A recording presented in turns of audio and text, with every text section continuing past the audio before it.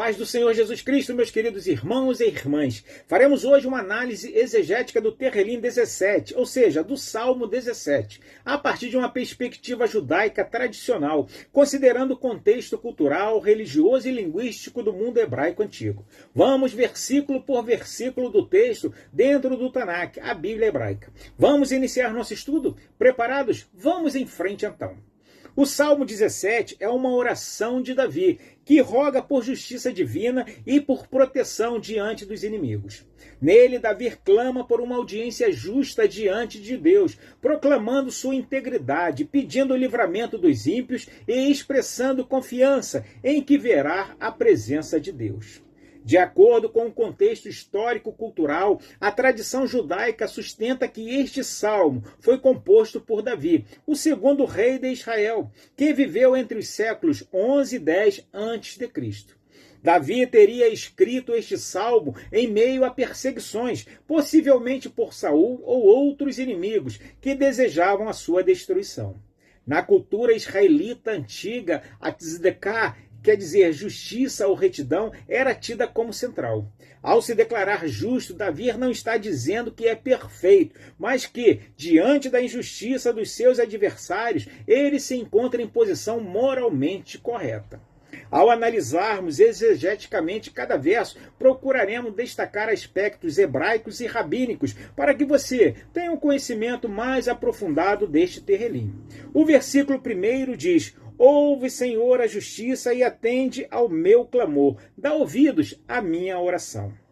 Oração é tiflá e aqui é entendida como uma súplica sincera, livre de engano. Davi ora não por mérito próprio, mas pedindo julgamento justo. O Midrash Terrelim é um método de interpretação bíblica dos salmos que envolve recontar e reinterpretar uma narrativa, acrescentando detalhes. Ele compara esse clamor ao de um réu inocente que se volta ao supremo juiz, Deus. O versículo 2 diz: saia a minha sentença diante do teu rosto, atenda aos teus olhos a razão. A palavra hebraica, mispah, refere-se à sentença do julgamento divino. Davi pede que Deus examine o caso, porque só ele vê o interior do coração, conforme 1 Samuel 16:7, que diz: porém o Senhor disse a Samuel: não atentes para a sua aparência, nem para a grandeza da sua estatura, porque o tenho rejeitado. Porque o Senhor não vê como vê o homem, pois o homem vê o que está diante dos olhos, porém o Senhor olha para o coração. A parte A do versículo 3 diz: provastes o meu coração, visitaste-me de noite. A aprovação noturna indica momentos de reflexão íntima e tentação. No pensamento judaico, Deus testa o homem nos momentos de maior vulnerabilidade. Este versículo sugere que, mesmo quando ninguém vê, Davi age com integridade.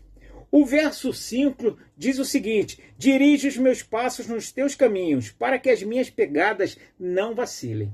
O caminho, derek, é metáfora clássica na literatura sapiencial para a conduta moral. Os rabinos associam o caminho de Deus à Torá, sendo o salmista um modelo de fidelidade à lei. O início do versículo de número 8 diz: guarda-me como a menina dos olhos. Tem a ver com a expressão idiomática que no hebraico é Ishon bat Ahaim. Indica algo que é extremamente precioso e sensível. E aqui há um pedido de proteção íntima e pessoal, tal como um pai que guarda o filho.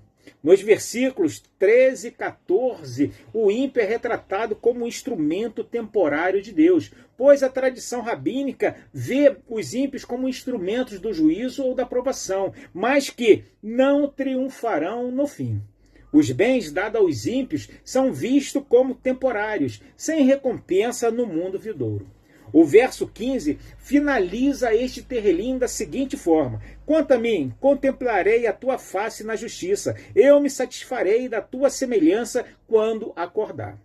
Contemplar o panim, ou seja, a face de Deus, é símbolo da proximidade espiritual máxima. Alguns comentários rabínicos veem esse versículo como uma referência à vida após a morte, que é uma ideia presente no judaísmo tardio, especialmente nos escritos apocalípticos e no Talmud.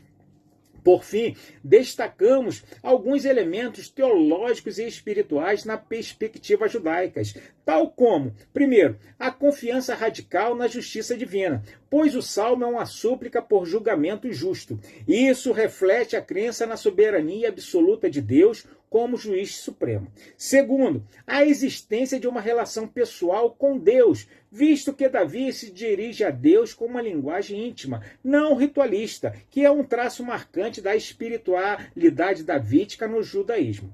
Terceiro ponto, uma dualidade entre o justo e o ímpio, já que o mundo é visto de uma forma dualista moralmente, ou seja, os justos buscam a Deus e a Torá, os ímpios vivem apenas para este mundo. E quarto e último ponto, a prefiguração do Olam Abá, ou seja, do mundo vindouro, pois a ideia de acordar e ver a semelhança de Deus no final do Salmo é interpretada por muitos rabinos como uma alusão à ressurreição ou à recompensa final, ideia presente nos textos rabínicos, embora não amplamente desenvolvida na época do primeiro templo.